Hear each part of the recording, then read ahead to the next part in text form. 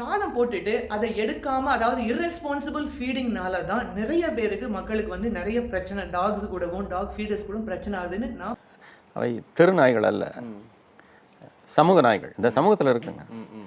இந்த இன்றைக்கு நேற்றைக்கு இல்லை, மனிதன் வந்து குடும்பமாக சிட்டியில் வாழ தொடங்கிய நாள்லேருந்து அவனுக்கு கூடவே துணையாக தான் இந்த நாய்கள் இருந்து கொண்டு வருகின்றது.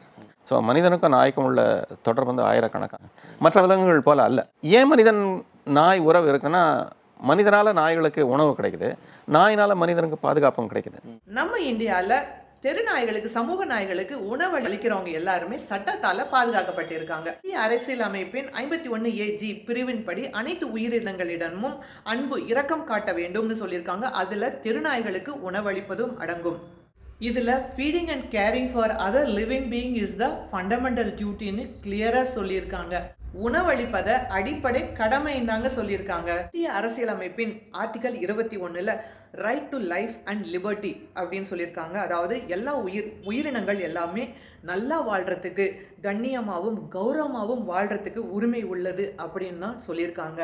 ஃபீட் பண்ணுற எல்லாருமே தெரிஞ்சுக்க வேண்டிய முக்கியமான ரூல் என்னதுன்னா ABC rules, animal birth control rules 2023ல் இருக்கிற 20வது ரூல் பிரிவை வந்து நீங்கள் எல்லாருமே விதியை வந்து கண்டிப்பாக மைண்டில் வச்சுக்கணும். இல்லைன்னா பிரிண்ட் அவுட் ஒரு காப்பி எடுத்து கையில் வச்சுக்காங்க.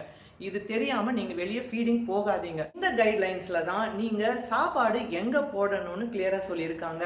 நீங்கள் சாப்பாடு போடுற இடம் நீங்கள் இருக்கிற குடியிருப்போர் நலச்சங்கத்திலிருந்தும் அப்புறம் மியூச்சுவலி நீங்களும் அவங்களும் அண்டர்ஸ்டாண்ட் பண்ணி தான் ஒரு இடத்த சூஸ் பண்ணணும். நீங்கள் இடத்த சூஸ் பண்ணும்போது நாய்கள் எல்லாமே ஒரே இடத்துல வந்து சாப்பாடு சாப்பிட மாட்டாங்க. அவங்க கூட்டமாக பிரதேசத்தை மெயின்டைன் பண்ணுவாங்க, டெரிட்டோரியல் அனிமல்ஸ். அதனால அவங்களுக்கு டிஃப்ரெண்ட் கூட்டத்துக்கு ஏற்ற மாதிரி டிஃப்ரெண்ட் ஃபீடிங் ஸ்பாட்டையும் நீங்கள் தான் மியூச்சுவலாக செலக்ட் பண்ணிக்கணும்.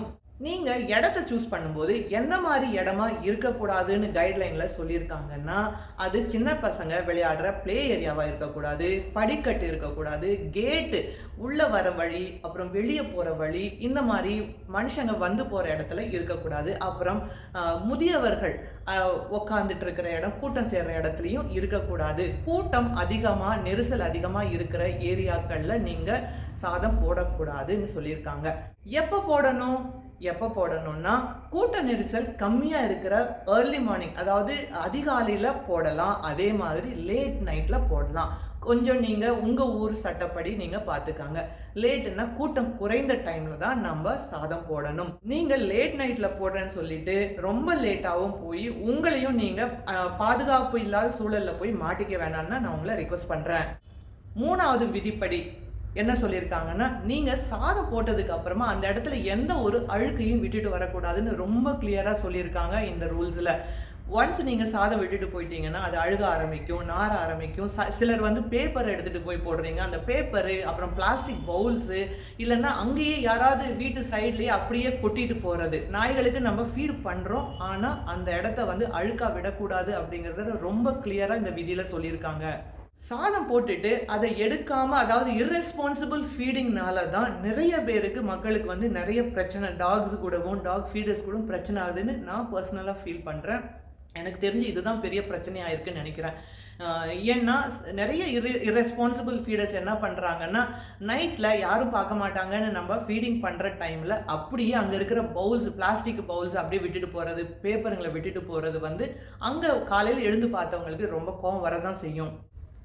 அடுத்த விதி 4ன் படி உங்கள் ஏரியாவில் ஃபீட் பண்ணுற டாக்ஸுக்கு ஸ்டெரிலைசேஷன், கருத்தடை மற்றும் தடுப்பூசிக்கு லோக்கலில் உள்ள உங்கள் ஏரியா முனிசிபாலிட்டி மற்றும் ரெகக்னைஸ்டு நல்ல பேர் போன சரியான NGOs வந்தாங்கனாலும் உங்கள் சப்போர்ட்டை நீங்கள் காட்டலான்னு சொல்லியிருக்காங்க.